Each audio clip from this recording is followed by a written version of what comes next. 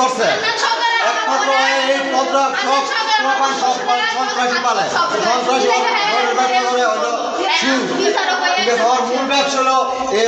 মাদক দ্রব্য যা আছে সব ওর মূল ব্যবসা অলরেডি মূল ব্যবসা না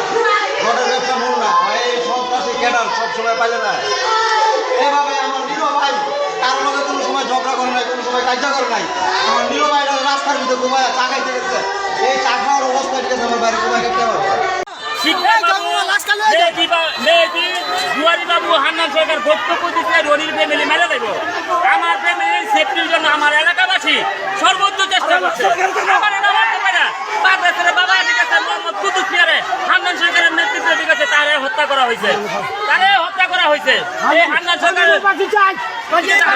এই হান্নান সরকারের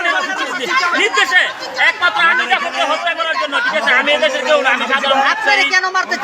আমাকে মারতে চাই আমি মোহাম্মদ আবুল কাসেম আসাবের রাজনীতি করি আমি চাই না ঠিক আছে আমি আবুল কাসেম আসাবের কাছে আমি যাই